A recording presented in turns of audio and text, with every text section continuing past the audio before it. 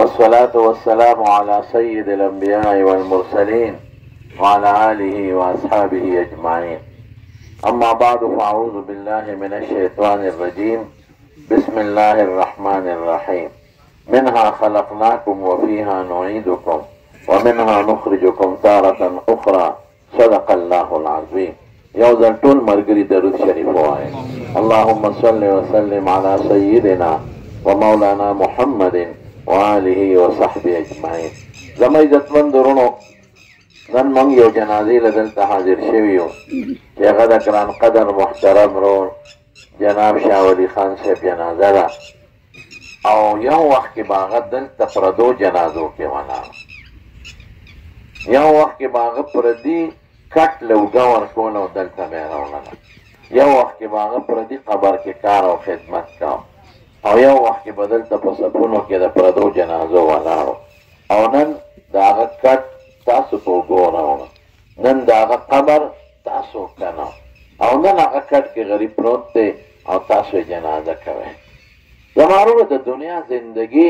ډېره عارضي زندګي ده، ډېره عارضي زندګي ده. مونږ پې څونه ملا تړلې ده.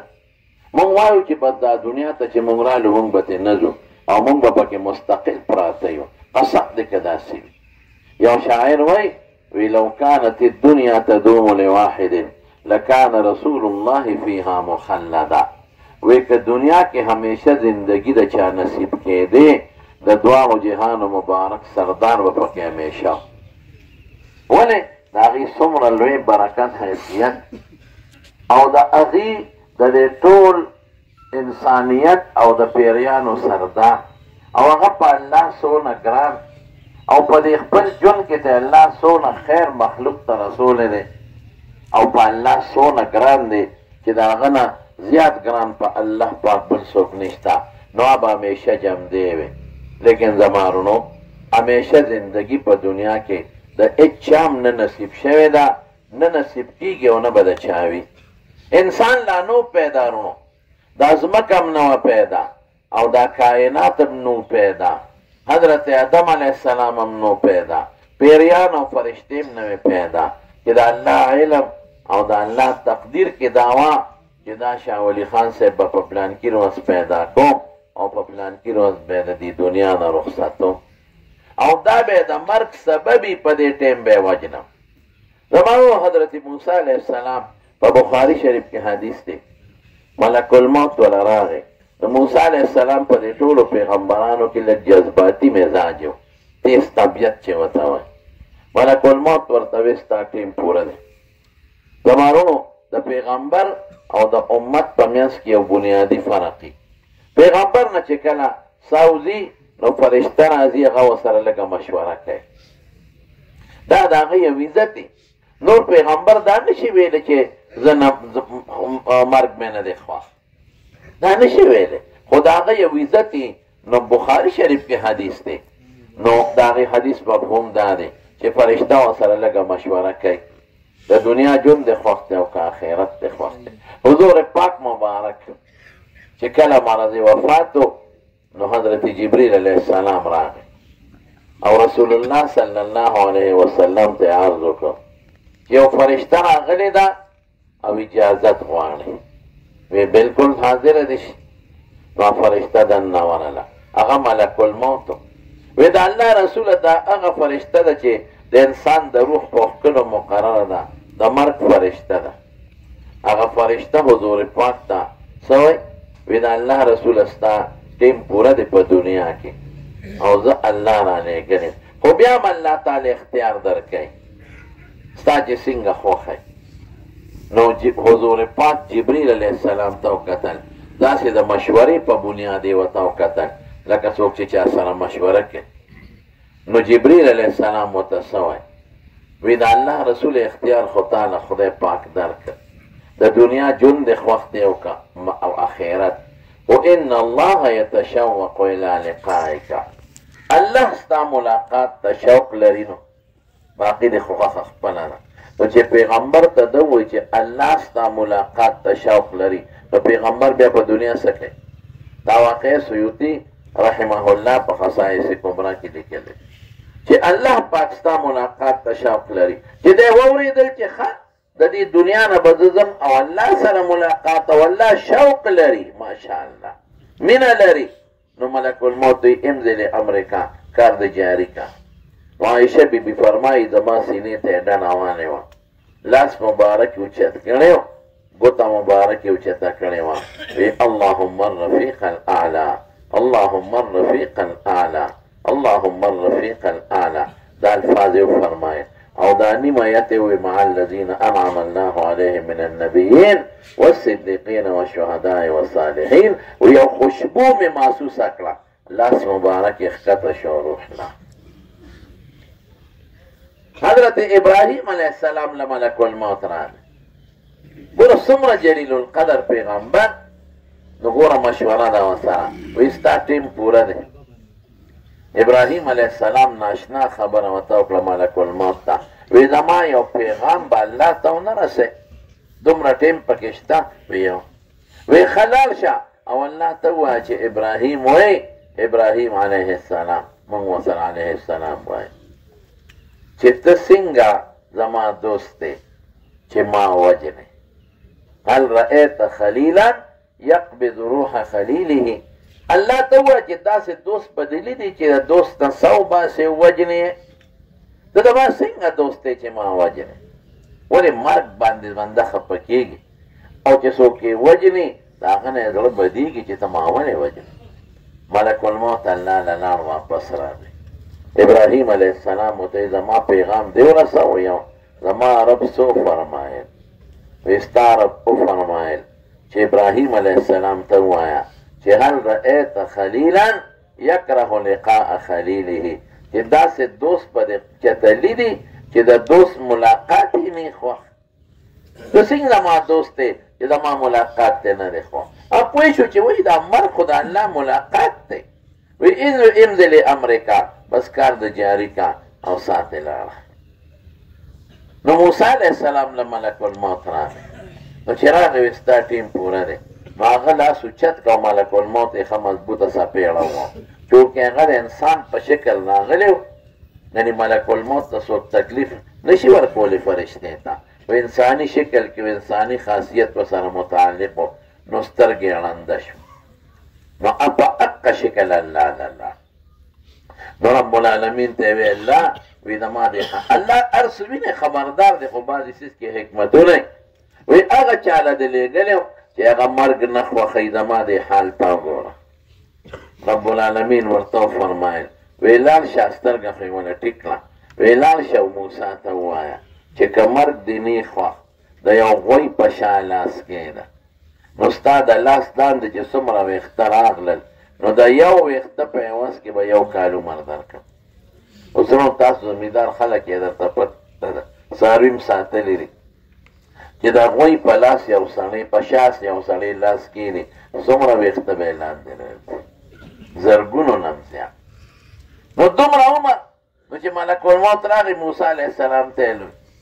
وی الله فرمایي چې د هغوی په شا لاس کښېنه او چې څومره ویښته دې د لاس لاندې راغلل د یو ویښته په عوض کې یو کال عمر هغه بیا سوچ کړی و چې دا مې څه کړي دي وی دې نه پس بسي وی دې نه پس مرګ هغې نه پس هم مرګ دی بس د اوسنۍ مې قبول دی د مرو مرګ نه خلاصې سر به نشته د حضور پاک څلور زامن ماشومان د هغه په وړاندې وفات شوي دي د حضور پاک لوڼه درې د هغه په وړاندې وفات شوي دي څومره په خدای ګرانو دا الله امت ته تسلي ورکوي چې که ستا ورور مړ شو ستا پلار مړ شو نو ډاډمن کېږه ما د ډېرو غټو خلکو پلاران هم وجلی دي او سامته استینا د ډېرو غټو بچي او د ډېرو غټو خلکو بیبیانې او د ډېرو غټو خلکو ماشومان دا موږ وجلی دي نو دا سوچ به نه کې چې دا مرګ ولې راغی او بیا داسې مرګ لکه شاه ولی خان صاحب له چې خدای ورکړ دونو دې ته د شهادت عدم شهیدون چې کوم سړی په ډغر او په اکسیډنټ باندې مړ شو دا شهید دی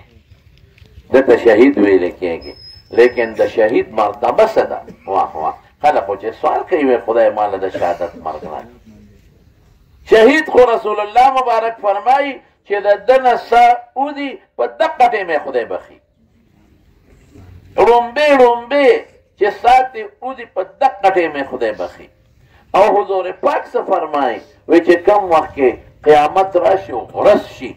او دا خلک به دا مړي به م یو غوبل کې شي او دا خلک هم دی به د هغې یرې نه محفوظ وي او حضور پاک څه فرمایي وایي د قیامت په ورځ باندې به یو حدیث کې مرازي او قرآن کې آیت کې مرازي چې د قیامت په ورځ باندې چې خلک حساب کتاب ته راغونډ شي نو یو زلزله به راځي دا ټوله دنیا به بېهوشه شي رسول الله مبارک فرمایي زه به هم بېهوشه شم فزع اکبر او شهیدان به د دغې زلزلې د جټکې او د دغې هیبت نه خدای ماته وساتي او رسول الله مبارک ستاسو ته پته شته چې د شهید څونه مرتبه ده او رسول الله مبارک فرمایي ارواحهم فی جوف طیر خضر لها قنادیل معلقة تحت العرش تسرح من الجنة حيث شاءت د شهیدانو روحونه دا به په یو شنه الوتکه کې وي یو شنه الوتکه چې الودي په هغې کې به او په جنت کې چې کوم ځای خوښي سریږي به چې کوم ځای خوښي تسرح من الجنة حيث شاءت چې کوم ځای خوښي هلته به سریږي خوراک به خوري او کوم ځای ته به راځي د شهید دا روح لها قنادیل معلقا تحت العرش د الله د عرش لاندې به د دوی محلات او کورونه به هلته به څومره قیمتي مرګ د شهید دا خو د خدای خوښي یو انسان چې هغه له شهادت ورکړي اصل کې وروڼو دوه خبرې دي یو زمونږ سوچ او فکر دی او د الله علم دی نو مونږ خو په دنیا کې اوسېږو نو چې دنیا کې رانه څوک جدا کېږي نو مونږ خفه کېږو په خپل کور کې چې چا چرګه ساتلي هغه هم په خپله نشي حلالولی چالی ولېږي وي دا نه د خپل کور ساتل سپی هغه هم چې مړ شي نو خلک ورپسې خفه نو چې بچې مړ شي پلار مړ شي رور مړ شي د دې صدمې نه دی خدای مونږ تاسو ساتي دا غټه صدمه لویه صدمه ده مونږ پرې خفه کېږو زما والد محترم دقسې سهار وختي خپل لمونځ اودس او خپل ذکر اذکار وکړو هغه به په زوره سهار ذکر کوو